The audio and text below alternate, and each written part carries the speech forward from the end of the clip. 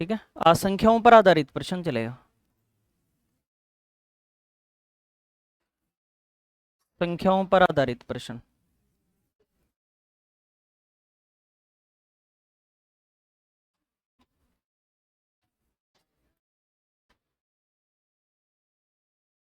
Problem based on numbers.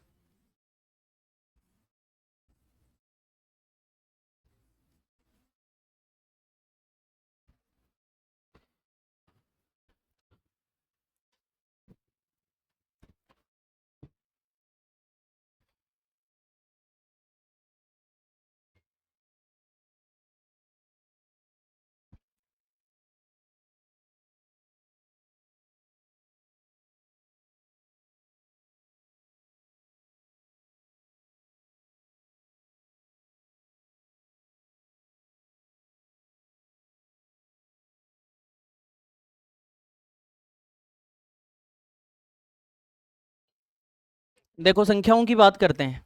संख्या दो अंकों से चालू होती है, कितने अंकों से? 10 से चालू होती है, सबसे छोटी संख्या सबसे बड़ी संख्या। तो दो अंकों की कोई संख्या है तो हम उसे ए बी बोलेंगे। क्या बोलेंगे? A B. इकाई का अंक बी है और दहाई का अंक ए है। तीन अंकों की अगर संख्या है तो उसे हम ए बी सी बोलेंगे, ये इकाई, ये दहाई और इस सैकड़े का अंक। चार अंकों की संख्या है तो उसे हम ए बी सी डी बोलेंगे, इकाई, दहाई, सैकड़े और हजार। अब इसको और हम कैसे लिख सकते हैं, सामने ध्यान दो।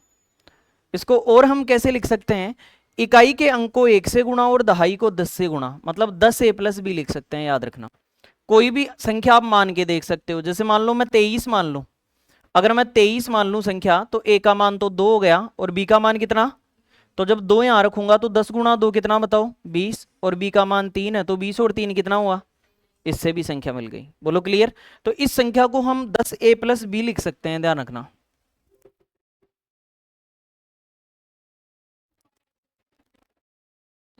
ठीक है। अब यहां अगर लिखेंगे तो इकाई, दहाई, सैकड़ा, दहाई को 10 से, सैकड़े को 100 से गुणा करना पड़ेगा। 100 ए प्लस 10 बी प्लस में क्या हो जाएगा? सी। कोई भी संख्या आप मान सकते हो और इससे आंसर आ जाएगा। जैसे मान लो मैंने 421 मान लिया, तो ए का मान कितना? 4, बी का मान 2, सी का मान 1। अगर यहां से भी 421 आ गया तो लिख सकते हैं अपन। अब ए का मान 4 लिखो, 4 गुणा 100 कितना? बी का मान 2 लिखो, 2 गुणा 10, तो 400 और 20, 420 और एक कितना हो गया? 421। बोलो लिख सकते हैं अपन। तो इन संख्याओं को हम इस प्रकार से लिख सकते हैं, ध्यान रखना। अब चार अंकों की संख्या है तो इकाई, दहाई, सैकड़ा और हजार। तो ए किससे गुणा होगा? बी किससे गुणा होगा? सी किससे गुणा होगा? और डी किससे? एक से होकर खुद ही आ जाएगा। संख्याओं का यही रूप हमें पता नहीं चलता। कई जगह दो अंकों की संख्या को एक्स वाई भी लिख देता है, तो एक्स वाई को आप 10x प्लस वाई लिख सकते हैं। एक्स वाई को क्या लिख सकते हैं? 10x plus. ऐसे सवाल भी पूछे जाते हैं कि संख्या के अंकों की अदला बदली कर दी जाए, तो y और x। इस बार दहाई पर कौन चला गया? y। तो 10 से भी कौन गुना होगा? y गुना होगा। तो इसका सॉल्यूशन होगा 10y प्लस में x। बोलो आ गया समझ में? संख्याओं का इस रूप को हम इस रूप में भी लिख सकते हैं। इकाई को 1 से गुणा करके, दहाई को 10 से गुणा करके और सैकड़े को 100 से। और हजार वाला अंक है तो हजार से, 10,000 वाला है तो 10,000 से। इस प्रकार से संख्याओं को लिखा जा सकता है। एग्जाम्पल लेके मैंने आपको समझा दिया। संख्या अगर दो अंकों की 10x प्लस वाई है, अगर उलट देंगे तो यहां पर दहाई पर ये आ गया तो 10 से गुणा भी वाई होगा और फिर प्लस में x लिखा जाएगा। क्लियर है क्या? नोट करें एक बार इसे, फिर आगे बढ़ते हैं।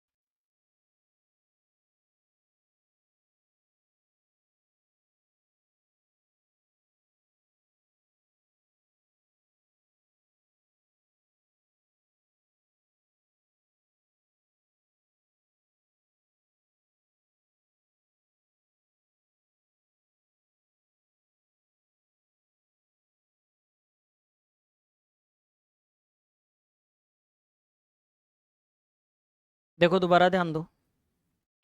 कोई भी संख्या है उसके अंदर हम ये चेक करेंगे कि इकाई पर कौन सा अंक है, दहाई पर कौन सा है। ये इकाई, दहाई, सैकड़ा, इकाई, दहाई, सैकड़ा और हजार। तो जैसा आप बोलते हो उस अंक के साथ वो गुणा करो। जैसे इकाई और दहाई, दहाई का मतलब 10 से गुणा करो, तो आपने 10 को a से गुणा करके यहां लिख दिया। प्लस का चिन्ह ये b अकेला लिखो, 1 से गुणा करके। इकाई का मतलब 1 से गुणा करके लिखना है। यहां पर इकाई, दहाई और सैकड़ा, सैकड़ा यानी किससे गुणा करूं, 100 से, तो 100 ए लिख दिया। प्लस में ये दहाई पर है तो 10 बी आ गया, और प्लस में सी। ऐसे ही इकाई, दहाई, सैकड़ा और हजार, इसको हजार से गुणा करो, फिर प्लस का चिन्ह, ये सैकड़े पर है तो 100 से गुणा करो। मतलब सीधा सीधा ये हुआ, इकाई को 1 से, दहाई के अंक को 10 से, सैकड़े को 100 से, हजार को हजार से गुणा करके प्लस में लिखते हैं तो भी वही संख्या आती है। ठीक है क्या? अब देखो छोटे से छोटा सवाल इससे क्या आया हुआ है आज तक, उसकी बात कर लेते हैं। क्वेश्चन ये आया हुआ है कि ए बी सदैव किस संख्या से विभाजित होगा।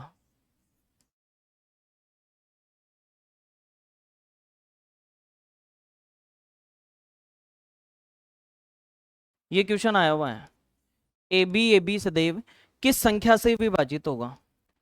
100 से विभाजित होगा, 1001, 1001 से विभाजित होगा, 101 से विभाजित होगा, 1011 से विभाजित होगा। ठीक है, अब देखो गौर से ध्यान दें। आपको ये समझ में आ रहा है कि ये 4 अंकों की संख्या है। कितने अंकों की संख्या है? 4 अंकों की। तो ये इकाई का अंक, ये दहाई, ये सैकड़ा और ये हजार, 4 अंकों की संख्या है। और मुझे ये पता लग रहा है कि उसमें 2 अंक खुद को रिपीट कर रहे हैं। ए बी जो होगा वही आगे ए बी आ रहा है, मतलब 2 अंक खुद को रिपीट कर रहे हैं। तो मेथड 1 तो मेरा ये कहता है इस सवाल को करने के लिए कि इसी को मैं ये भी लिख सकता हूं, इकाई, दहाई, सैकड़ा और हजार। बताओ ये पहले वाला ए किससे गुणा होना चाह रहा है? हजार से। इकाई, दहाई, सैकड़ा, प्लस में बी किससे गुणा होना चाह रहा है? फिर इकाई, दहाई, ये किससे गुणा होगा? 10 से। और आखिरी वाला 1 से गुणा होके बी आ जाता है। बोलो क्लियर है? मैथ ये कहती है एक जैसे मान जोड़ दो, ए वाले मान एक जगह कर दो, बी वाले मान एक जगह। तो 1000 और 10 कितना हो गया? 1010। 1010 ए हो गया आपके पास। और 100 और 1 भी कितना हो गया? 101 भी। बोलो क्लियर? इन दोनों में से 101 कॉमन आ गया। क्या कॉमन आ गया? 101। तो बताओ यहाँ 0 लग रहा है, मतलब 10 ए है, और यहाँ पूरा का पूरा कॉमन आ गया, तो क्या बच गया बताओ? बी। मैंने अभी तक ए बी कोई संख्या नहीं मानी। संख्या मानने से पहले ही उसमें कोई चीज कॉमन आ जाती है, इसका मतलब संख्या मान लोगे तो भी वो चीज कॉमन ही रहेगी। आपने ए बी की जगह कोई अंक माने हैं क्या? अभी तक नहीं माने। हम ए बी को ए बी के हिसाब से ही कर रहे हैं, और सॉल्यूशन में कॉमन क्या आ रहा है? तो संख्या मानने से पहले ही मैं ये कह सकता हूं कि इसमें 101 का भाग दोगे तो मुझे पहले ही 101 मिल रहा है, 101 से कट जाएगी। तो आप संख्या मान लोगे तो भी 101 तो कॉमन आएगा ही, उस पर कोई फर्क नहीं पड़ेगा। तो बताओ ये संख्या हमेशा किससे कटेगी? 101 से। ये तो मेथड 1 हुआ। फिर सुन लेना, जब कभी भी संख्या में मान रखने से पहले अगर कोई चीज कॉमन आ जाए, बाहर आ जाए, इसका मतलब उस संख्या में कुछ रख भी दोगे ना तो भी वो तो बाहर आएगा ही आएगा। और जब वो बाहर आएगा इसका मतलब 101 से कभी भी भाग देंगे तो ये तो कट ही जाएगा। यहाँ 5 आता तो 5 से कट जाता हमेशा, 10 आता तो 10 से कट जाता, 25 आता तो 25 से कट जाता, 101 है तो हमेशा किससे कट जाएगा? 101 से कट जाएगा। ये हमने बता दिया। मेथड 1 तो ये हो गया हमारा। और क्या मेथड हो सकता है? मेथड 2 ये हो सकता है कि अज्यूम करके, मानकर, कोई भी 2 अंकों की संख्या मान लो जो रिपीट करती हो खुद को। कोई भी 2 अंकों की संख्या, जैसे मान लो मैंने मान लिया 13 13, ए बी तो है। बोलो क्लियर? 2 अंकों की संख्या रिपीट कर ली। अब इस 13 13 को अगर मैं लिखना चाहूं तो मैं लिखूंगा 1300 प्लस 13। बताओ कोई दिक्कत है क्या? 1313 ही तो है, तो 1300 प्लस 13। अब इसमें से मैंने 13 कॉमन ले लिया, तो 13 कॉमन ले लिया, तो यहाँ क्या बचा? और यहां क्या बचा? 1। तो बताओ 13 गुणा कितना आ गया? 101। अब ये संख्या हमेशा किससे कटेगी? 101 से। सर ये 13 से ही उत्तर आएगा? 13 से नहीं, कोई भी 2 अंकों की संख्या ले लो वो उत्तर देगी आपको। जैसे और एग्जाम्पल ले लो कोई, यहां पर मैं दूसरा एग्जाम्पल लेता हूं, कोई और संख्या आप बताओ। 25 25 ले लूं क्या? 2 अंकों की कोई भी संख्या रिपीट करवा लो। अगर 25 25 है तो इसको मैं लिखूंगा 2500 प्लस 25। बोलो सही है क्या? अब इसमें से मैं 25 कॉमन ले लूंगा, तो यहां क्या बचा? 100। और यहां क्या बचा? 1। 25 गुणा 100 और 1 कितना हो गया? तो हमेशा ही किससे कटेगी? 101 से कटेगी। हमेशा ही 101 से, कोई भी संख्या हम मान के। क्या नहीं आया बताओ? ये तो आ गया क्या? दोनों ही नहीं आए तो अभी दोबारा समझाते हैं। दोनों नहीं आए तो मेथड तीसरे से कर लेना। अगर दोनों ही समझ में नहीं आए तो मेथड 3 से कर लो। मेथड 3 ये कहता है कि संख्या ए बी है, संख्या क्या है, ए बी ए बी। और अगर आपसे ये कहा जाए कि इस प्रकार का सवाल आए तो ये संख्या कितनी बार आ रही है, इतना ध्यान रखो, कितनी बार आ रही है, 2 बार आ रही है तो 2 बार 1 लगाने हैं। जितनी बार आ रही है तो उतनी बार क्या लगाना है, 1। बताओ इस संख्या में अंक कितने हैं, 2 अंक है। दो अगर अंक 4 हैं तो 3 की बात करनी है, 10 हैं तो 9 की बात करनी है, 15 है तो 14 अंकों की बात करनी है, 2 है तो एक अंक की बात करनी है, इससे कटेगी हमेशा। समझ गए। याद रखना कोई भी संख्या हो, जैसे एग्जांपल ये क्वेश्चन ना हो कि ये होता कि संख्या ए बी सी किससे कटेगी, तो तुरंत 1 2 3, 3 बार 1 लगाओ। संख्या में अंक कितने, 3, तो 0 की कितनी बात करूं, 2 की। कहाँ आएंगे, बीच में आएंगे, दोनों जगह, साइडों में नहीं आएंगे। ये संख्या हमेशा इससे कटेगी। जैसे मान लो क्वेश्चन आपके पास आ जाए कि संख्या ए बी सी डी और ए बी सी डी सदैव किससे कटेगी, मैंने कहा कितनी बार आ रही है, 2 बार। संख्या में अंक कितने, 4, तो 0 कितने लगाने हैं, बस यही उत्तर है। कोई भी संख्या हो इसी प्रकार से सोल्व करेंगे। आपसे अगर कोई ये पूछ ले कि संख्या ए बी सी सदैव किससे कटेगी, तो बताओ 2 बार आ रही है तो 2 बार 1 लगाओ। संख्या में अंक कितने, 3, तो 0 कितने, इससे कटेगी। आपसे क्वेश्चन पूछ लिया जाए कि B C D A B C D A B C D ये किससे कटेगी, तो 1 2 और 1 3, 3 बार 1 लगाओ। संख्या में अंक कितने, 4, 0 कितने, 3। कहाँ आएंगे, साइडों में या बीच में, बीच में जितनी भी जगह है वहां पर 3, यहाँ 3 यहाँ 3, गारंटी है ये इसी से कटेगी, चाहे चेक कर लेना। बोलो क्लियर है। फिर सुन लेना, संख्या का जितनी बार रिपीटिशन हो रहा है उतना 1 लगाना है। संख्या में जितने अंक आ रहे हैं उससे 1 कम करके 0 लगाना है, लेकिन बीच में लगाना है, उससे हमेशा कटेगी। ठीक है, नोट करो।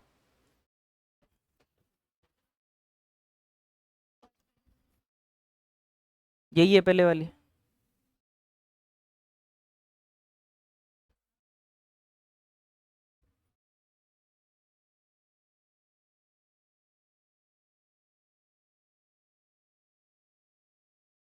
ले लो।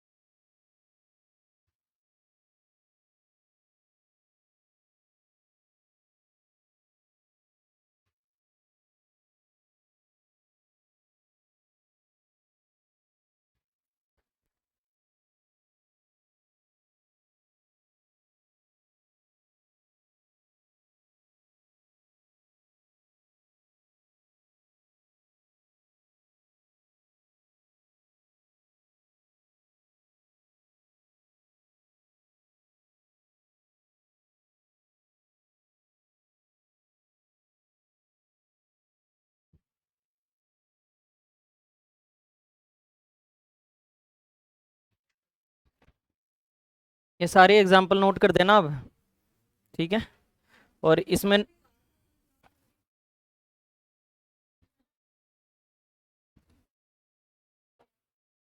इंफॉर्मेशन दी थी।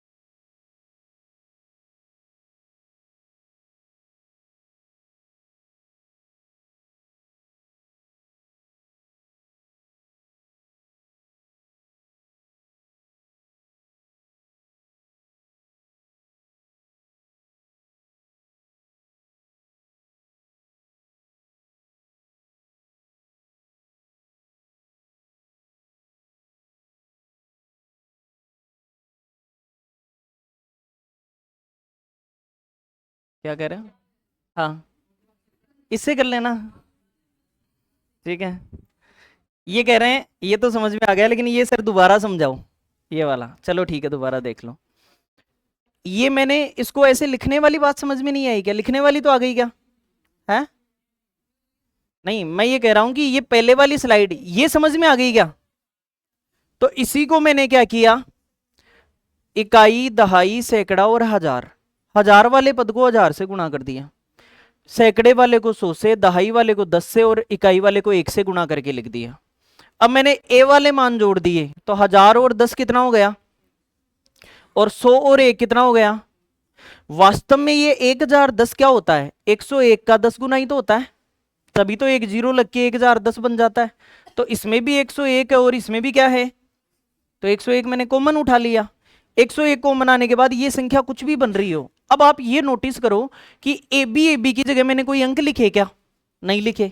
ए बी से ही सोल्व कर रहा हूं मैं सवाल को। और अगर मैं यहां अंक लिख भी दूंगा तो उसमें हमेशा ही क्या कॉमन आएगा, ए बी की जगह कोई अंक लिख भी दूंगा तो हमेशा ही 101 कॉमन आएगा। क्यों? क्योंकि इसमें इस मान रखने से पहले ही कॉमन आ रहा है। तो जो चीज साथ में आ रही है इसका मतलब उसका भाग कभी भी दे सकते हो आप। जो चीज साथ में चल रही है उसका कभी भी भाग दे सकते हो। साथ में 5 लिखा हुआ होता तो आप कहते इसमें इसको 5 से कभी भी काट लो, 5 ऊपर लिखा हुआ है। अगर 10 लिखा हुआ होता तो आप कहते 10 से काट लो, कभी भी 10 कट जाएगा, ऊपर लिखा हुआ है। बोलो क्लियर? ऐसे ही इसके साथ क्या लिखा हुआ है, तो इसको 101 से कभी भी काट लो, एक बार भाग चला जाएगा। समझ गए? इसलिए ये कॉमन लिया है। आगे और पढ़ेंगे तो और ज्यादा क्लियर होगा। ठीक है, लिखो नेक्स्ट।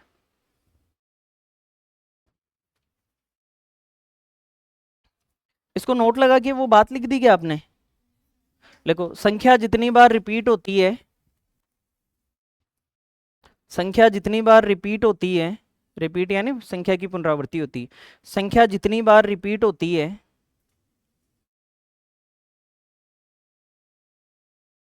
उतने एक लिखेंगे। संख्या जितनी बार रिपीट होती है उतने एक लिखेंगे, उतने एक लिखेंगे। तथा संख्या में जितने अंक हैं, तथा संख्या में जितने अंक हैं, तथा संख्या में जितने अंक हैं उससे एक कम करके, संख्या में जितने अंक हैं उससे एक कम करके मध्य में जीरो लिखेंगे, उससे एक कम करके मध्य में जीरो शून्य लिखेंगे। बस यही रूल है हमारा। ठीक है, अब करते हैं आगे सवाल। लिखो, एक दो अंकों की संख्या, क्वेश्चन है, एक दो अंकों की संख्या तथा उसके अंकों को उलटने से प्राप्त संख्या, एक दो अंकों की संख्या तथा उसके अंकों को उलटने से प्राप्त संख्या का योग सदैव, का योग सदैव किस संख्या से विभाजित होगा। एक दो अंकों की संख्या तथा उसके अंकों को उलटने से प्राप्त संख्या, उसके अंकों को उलटने से प्राप्त संख्या का योग सदैव किस संख्या से या किससे विभाजित होगा, किस संख्या से विभाजित होगा, किस संख्या से विभाजित होगा। ठीक है, एक क्वेश्चन समझ लो, सामने ध्यान दो। दो अंकों की संख्या होगी तो ए बी होगी, और ए बी होगी तो उसे क्या लिख सकते हैं हम, बताओ? 10a प्लस बी, ये मान लो कोई संख्या है, और उसके अंकों को उलटने से प्राप्त संख्या, तो ए बी की जगह अब क्या हो जाएगा, तो अब 10 से गुणा भी कौन होगा, और प्लस में कितना, ए। और इन दोनों का योग सदैव किससे कटेगा, ये पूछा है आपसे। सामने देख लो एक बार, इन दोनों का योग सदैव किससे कटेगा, तो बताओ 10a और 1a कितना हुआ भाई, ये जुड़ेंगे तो एक साथ ही जुड़ के एक जगह लिखे जाएंगे, तो 10a और 1a कितना हुआ, 11a। b और 10b कितना हो गया, 11b। इन दोनों में से क्या कॉमन आ गया, 11। a प्लस बी, अभी तक मैंने संख्या नहीं मानी और संख्या मानने से पहले ही क्या कॉमन आ गया, तो बताओ ये संख्या किससे कटेगी, 11 से कटेगी। बोलो क्लियर? ये कहना चाह रहा हूं। और कैसे कर सकते थे सर इस सवाल को, इस क्वेश्चन को आप संख्या मान के कर सकते थे। जैसे मान लो ऑप्शन में आपके पास होता 2 किससे कटेगी? 3 से। सी ऑप्शन पर है 11, डी ऑप्शन पर है 5। किससे कटेगी? तो मैं ये ऑप्शन होंगे कहीं ना कहीं आपके पास। 11 आंसर आ रहा है, ऑप्शन में कहीं ना कहीं 11 भी होगा। अब दूसरा तरीका मेथड 2 ये है कि संख्या मान के कर लो, दो अंकों की कोई संख्या मान लो। कैसे मानूं सर? मैंने कहा ऐसा करो, दो अंकों की संख्या 23 मान लो। मान ली 23, अंकों को उलट दो, बताओ कितनी बन गई? 32। दोनों का योग करो, कितनी बन गई? 55। 55 से तो ये दोनों ही ऑप्शन आंसर आ रहे हैं ना, तो इसका मतलब ये दोनों तो आंसर नहीं होंगे। बोलो क्लियर? अब दो ऑप्शन अगर आंसर आ रहे हैं तो दूसरी संख्या मान के देख लो। अब दूसरी संख्या मानो। अब मान लो कोई संख्या मैं 17 मान लेता हूं, तो 17 के अंकों को उल्टेंगे तो कितना आएगा? दोनों को जोड़ेंगे तो बताओ, 7 और 1 88। अब ये किससे कटता है बताओ? 11 और 5 में से 11 से कटता है, इससे नहीं कटता। ये लो, यही उत्तर हो गया। मतलब ऑप्शन मान के कर लेंगे। क्या कर रहे हो? सम संख्या क्या करेंगे? हाँ, सम भी मान सकते हैं, तो क्या दिक्कत होगी? सम संख्या जैसे मान लो, आप क्या मानोगे सम संख्या? 38 मान लो। बोलो क्लियर? तो 38 का उल्टा करेंगे तो क्या बन जाएगा? इन दोनों को जोड़ेंगे तो 8 और 3 11, 8 और 3 11 और 1 12। बताओ 121 किससे कटता है? कोई भी संख्या, दो अंकों की, वट एवर यू वांट, कोई भी संख्या आप मान सकते हो। लेकिन अगर मान लो कई बार, जैसे मैंने अभी ये एक ही मानी और इसमें आंसर क्या आ गया? 55, तो दो ऑप्शन आ गए, तो दो ऑप्शन आ जाएंगे तो फिर कोई और मान के देखो, उनसे एक ऑप्शन कट जाएगा। समझ गए? ये दूसरा तरीका हमारा सवाल को करने का। वरना अदरवाइज बेसिक तरीका ये है हमारा, 11 से हमेशा कटेगी, नोट कर दो।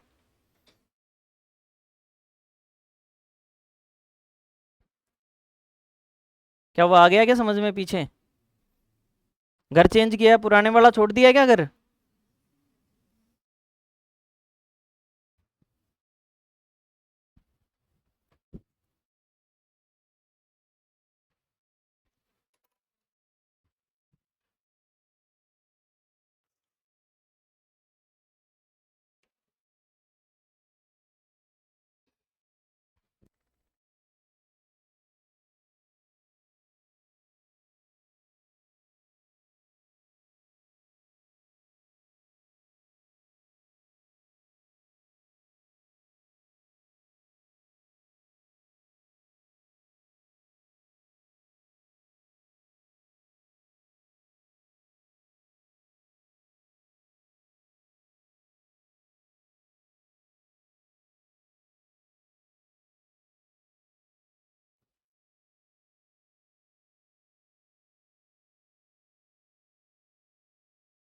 लिखो, इसमें जो एग्जाम्पल लिखे हैं ना उसमें लिख देना संख्या मानकर। संख्या हमने मानी है कोई भी, ठीक है? ये संख्याएं संख्या मानकर कर सकते हैं।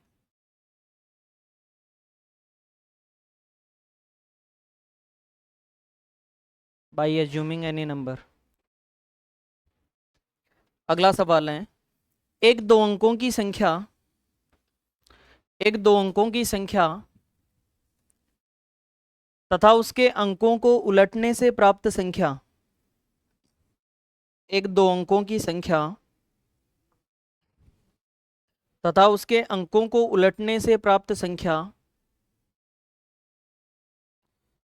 का अंतर सदैव, का अंतर सदैव किस संख्या से विभाजित होगा?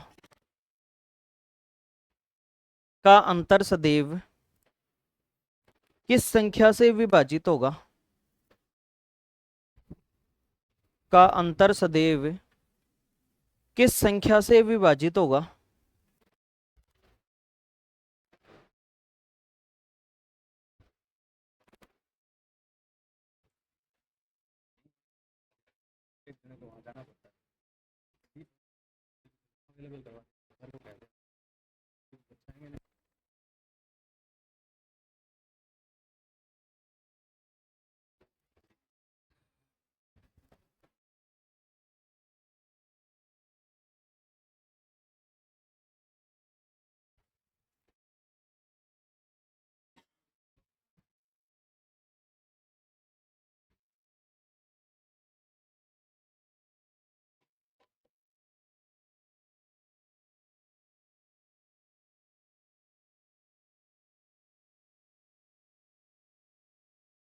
देखो ऐसा ही सवाल है, यही करना है। दो अंकों की संख्या ए बी हो गई, तो 10 ए और प्लस में क्या हो गया? बी।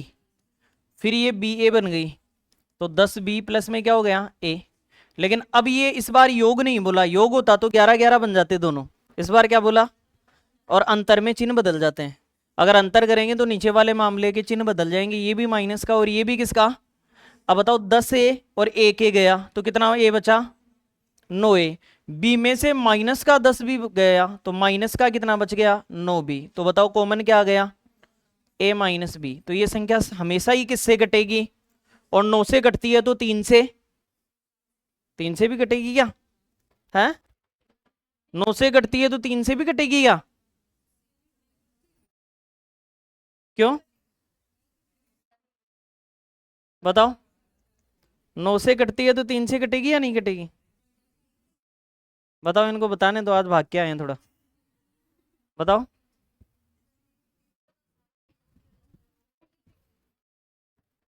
जिस भी संख्या में 9 का भाग जाता है उसमें 3 का जाता ही जाता है, क्यों, क्योंकि 3 का 9 में जाता है, 3 का भाग 9 में जाता है। 9 कहता है मैं इसको काट के आऊंगा, तो 3 कहता है मैं तुझे काटता हूं तो उसको तो काटूंगा ही काटूंगा। बोलो क्लियर।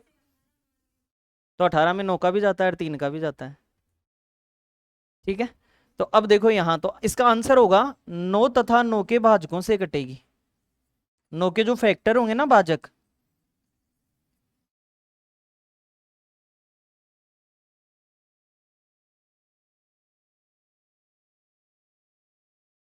9 तथा 9 के भाजकों से विभाजित होगी, 9 तथा 9 के भाजकों से विभाजित होगी।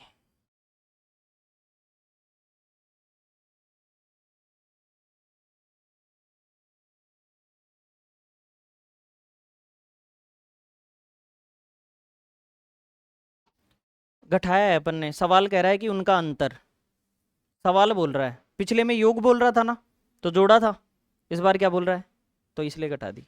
और घटाते हैं तो जो प्लस की चीज है वो किस में हो जाती है, माइनस में हो जाती है, ठीक है।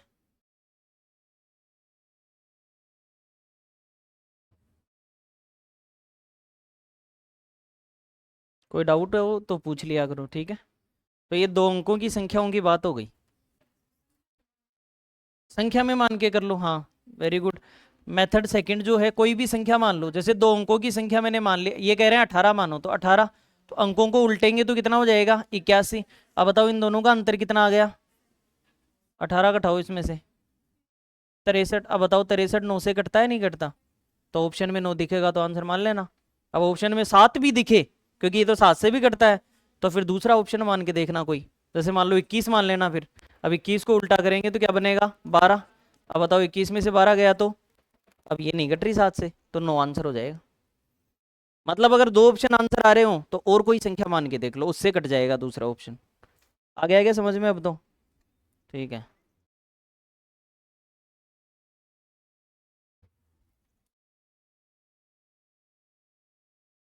ऐसे ही दो अंकों की तरह ही 3 अंकों का सवाल आ सकता है, एक क्वेश्चन करेंगे केवल हम 3 अंकों का, लिखें। कोई डाउट है तो पूछ लो, आपको विश्वास क्यों नहीं हो रहा ये बताओ।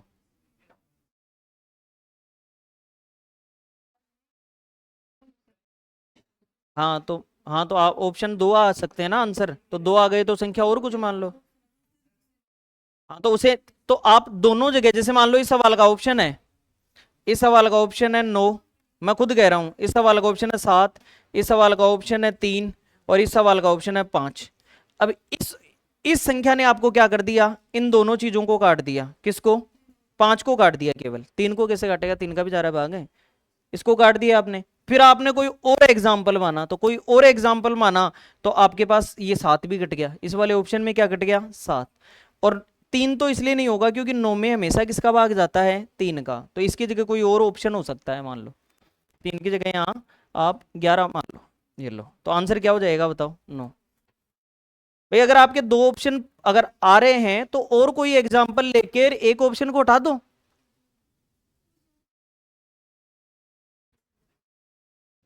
ठीक है, आप ये मत मानो कि 9 से या 7 से दूसरा आंसर मान ले, मैं कहीं नहीं रहा, आप जब श्योर हो जाओ ना कि इससे हमेशा कट रही है वही उत्तर मानो। अगर दो ऑप्शन मल्टीपल आ गए तो अपना एग्जाम्पल चेंज कर दो, और फिर आप एक आंसर निकालो और वही आंसर बताना है, ठीक है। लिखो, एक 3 अंकों की संख्या, एक 3 अंकों की संख्या एक 3 अंकों की संख्या तथा उसके अंकों को उलटने से प्राप्त संख्या। एक 3 अंकों की संख्या तथा उसके अंकों को उलटने से प्राप्त संख्या का अंतर सदैव किस संख्या से विभाजित होगा। का अंतर सदैव किस संख्या से विभाजित होगा। सदैव किस संख्या से विभाजित होगा।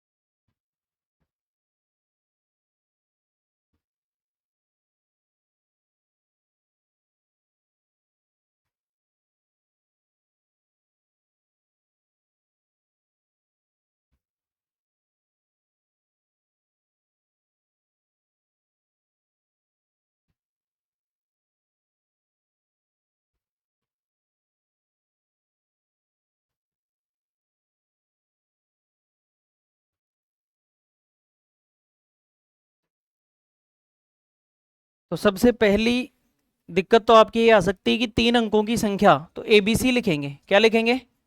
एबीसी। तो 100 से कौन गुना होगा? ए। 100 ए प्लस 10 बी और प्लस में क्या लिख देंगे? सी। अब दूसरी समस्या आपके पास ये आ सकती है कि इसके अंकों को उलटने पर क्या बनेगा? सी ए बी बनेगा या सी बी ए बनेगा। ये दोनों ही कंफ्यूजिंग की स्थिति में, 1 नंबर और 2 नंबर। क्या बनेगा उलटने पर? 3 अंकों की संख्या को उल्टेंगे तो क्या बनेगा बताओ? सीबीए। कौन कौन है सीबीए के पक्ष में? हाथ ऊपर करें। बड़ी दुविधा है आप लोगों के मन में। हम्म क्या कह रहे हैं? कैसे?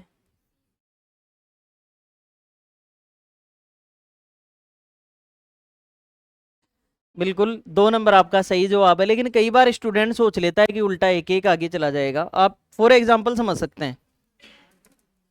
जैसे मान लो ये 3 अंकों की संख्या है, ठीक है।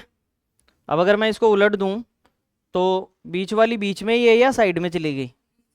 बीच में ही है। क्लियर है क्या? इस प्रकार से आप समझ सकते हैं एग्जाम्पल, या फिर आप अपनी फिंगर से समझ सकते हैं। जैसे फिंगर मान लो ये 3 अंकों की संख्या है, ये फिंगर 1 2 और 3। अब मैंने इनको पलट दिया तो बीच वाली फिंगर बीच में ही है या उखड़ के साइड में लग गई? बीच में ही है ना। तो बीच में, इसका मतलब अगर संख्या को उल्टेंगे 3 अंकों की को, तो मध्य की संख्या, मध्य का अंक मध्य में ही रहेगा। ये जरूर हमें ध्यान रखना है। अब इस बात का ध्यान रखना है, तो हमारा 2 नंबर ऑप्शन हमारा बन जाएगा और ये सी बी ए बनेगा। क्या बनेगा? सी बी ए। 100 से गुणा कौन होगा? तो 100 सी प्लस में 10 बी और प्लस में ए। अंतर बोला या योग बोला? अंतर। तो क्या लगाऊं? माइनस। नीचे वाली संख्या के जहां भी प्लस है माइनस लगा दिया। और अगर कहीं माइनस होता तो चिन्ह बदल देते हैं, घटाने पर माइनस का प्लस और प्लस का माइनस। तो ये तीनों ही प्लस में है, तो तीनों को ही किस में ले दिया मैंने? माइनस में। अब देखो यहां घटाएंगे तो 10 बी प्लस का और 10 बी माइनस लगा दिया ना, तो ये दोनों कट गए। 100 ए में से एक ए गया तो कितना ए बचा बताओ? सी में से 100 सी गया तो माइनस का क्या बचा? अब इसमें से कॉमन क्या आ गया बताओ? यहां क्या बचा और यहां क्या बचा? सी। बताओ संख्या सदैव किससे कटेगी? 99 से कटेगी। तो 33 से कटेगी क्या? 11 से कटेगी क्या? 9 से कटेगी क्या? 3 से कटेगी क्या? मतलब 99 तथा 99 के भाजकों से कटेगी।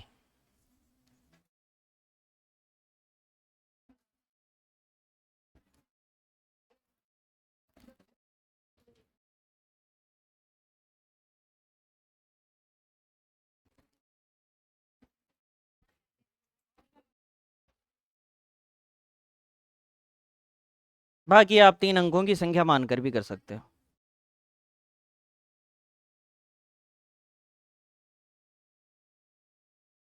234 मान लिया। अब 4 इधर कर दो, 3 इधर कर दो, 2 इधर कर दो, घटा दो, कितना आ गया? 198 आ गया ना।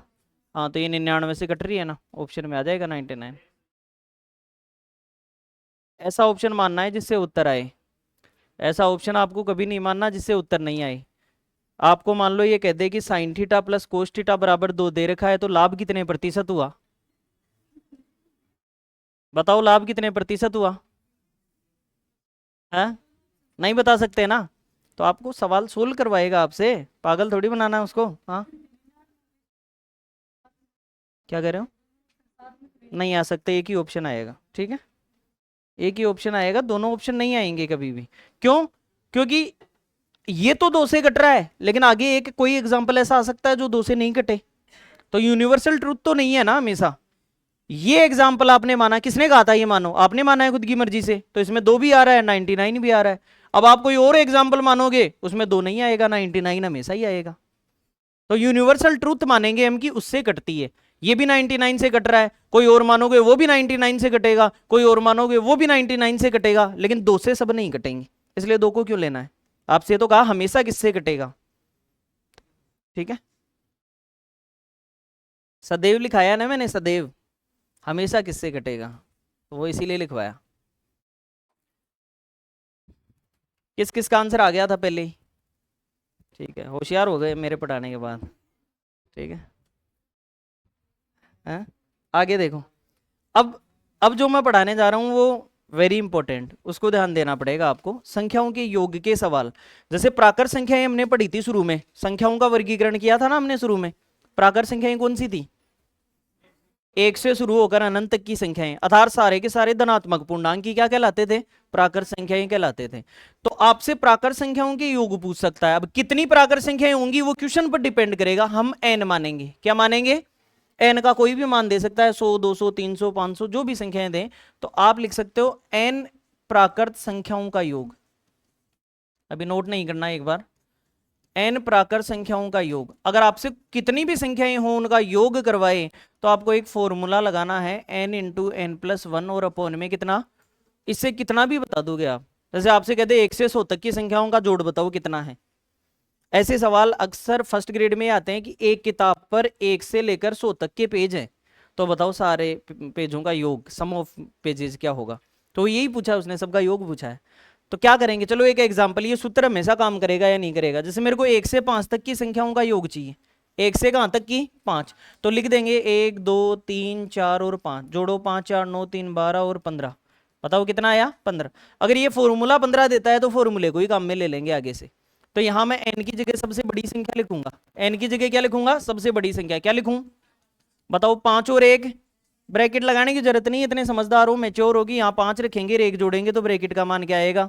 6 आएगा, और बटे में 2 कर दो, 6 में 2 का भाग कितनी बार, और 5 दिए, आ गया ना सीधा। बोलो क्लियर है, फॉर्मूला समझ गए आप। जब कभी भी अगर 100 संख्याएं जोड़नी हो तो n का मान 100 होगा, 50 जोड़नी हो तो 50 होगा, 80 जोड़नी हो तो 80 होगा, 300 जोड़नी हो तो 300 होगा, क्योंकि ऐसे लिख के तो 300 जोड़ नहीं पाओगे आप। तो फॉर्मूले में सबसे बड़ा मान रख के और हम आंसर देंगे, ठीक है। अब रुक जाओ एक बार, इसके आगे की बात करते हैं।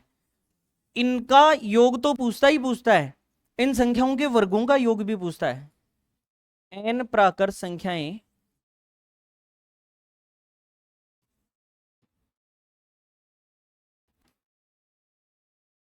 वर्गों का योग, सम ऑफ स्क्वायर्स भी पूछता है। इसके लिए फॉर्मूला याद करना पड़ता है हमें, n into n plus 1 2n plus 1 upon में 6।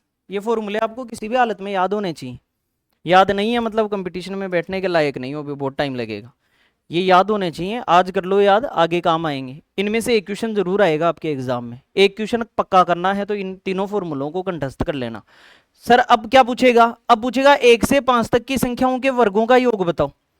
अगर 1 से 5 तक के वर्गों का योग, तो 1 2 3 4 5 वर्ग करो, 1 का वर्ग, 2 का, 3 4 5 25 16 41 50 4 54 और 1 55, कितना आया? 55। अब आप n की जगह क्या रखोगे? 25 रखोगे या 5 रखोगे? वर्ग रखोगे संख्या का या संख्या ही लिखोगे? संख्या ही लिखनी है। अगर वर्गों का योग भी चाहिए तो सबसे बड़ी संख्या ही, n की जगह क्या लिखेंगे? 5, 5 रखो, 5 गुणा 5 और 1 5 दूनी 10 और 1 और बटे में 6 से क्या कट गया 11 का 5 गुना लग जाएगा सीधा। सबसे बड़ी संख्या रख देंगे तो आंसर आ जाएगा वर्गों के योग का। और एक फाइनली तीसरा फॉर्मूला जो इनके घनों का योग, वर्ग का मतलब 2 बार गुणा होती है संख्या और घन का मतलब 3 बार गुणा होती है।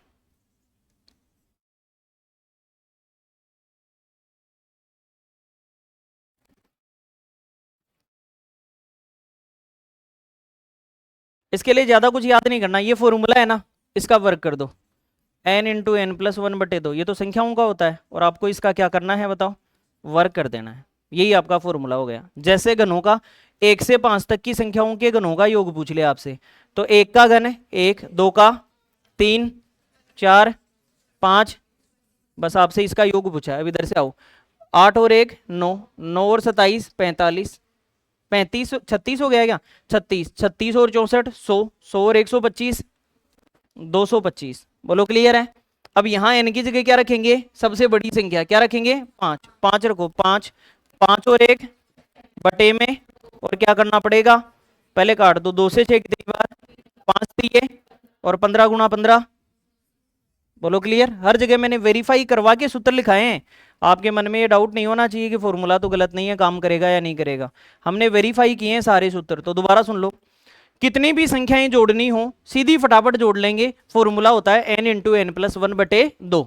अगर उनके वर्गों का योग लिखना है तो फॉर्मूला होगा n into n plus 1 two n plus 1 बटे में 6।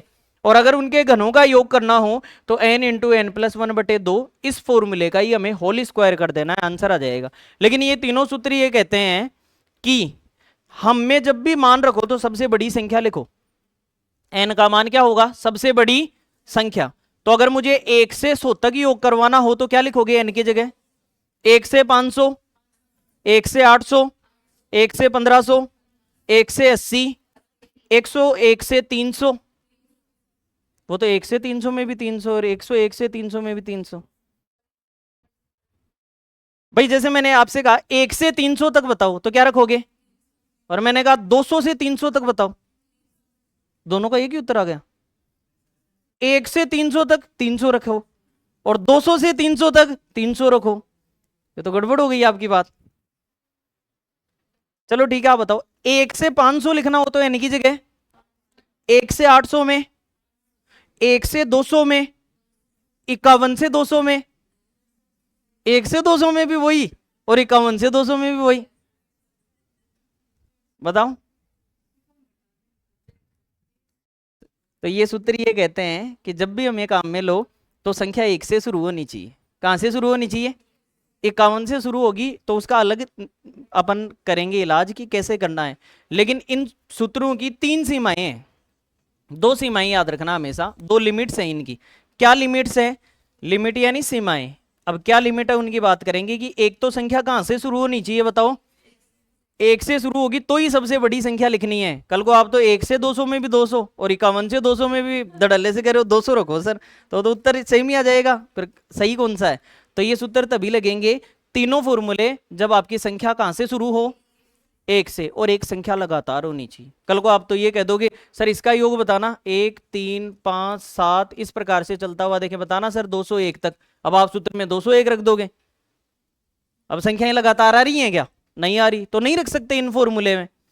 तो ये फॉर्मूले ये 2 बात कहते हैं कि इन 2 बातों का ध्यान रखना फिर हम काम करेंगे, वरना मत करना, हमें बदनाम मत कर देना। अब देखो ये दोनों चीजें आपको ये रखनी पड़ेंगी कि एक तो संख्या कहां से शुरू होनी चाहिए, 1 से, और एक संख्या क्या होनी चाहिए, लगातार कंटिन्यू होनी चाहिए। पहले ये तीनों फॉर्मूले नोट करो फिर लिखवाते हैं आगे।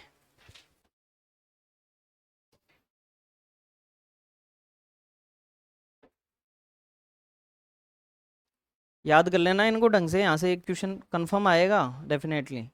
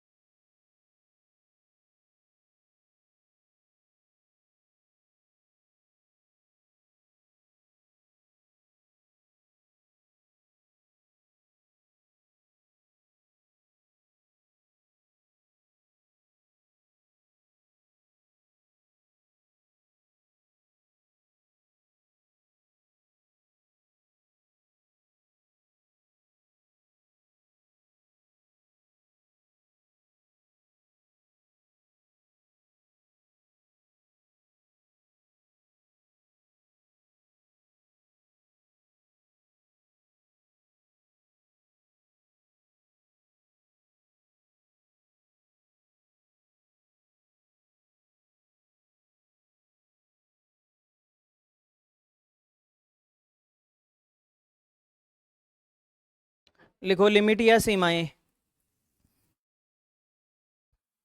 लिखो लिमिट या सीमाएं, और 1 नंबर लगा के लिखो। ये तीनों सूत्र तभी लागू होंगे, ये तीनों सूत्र तभी लागू होंगे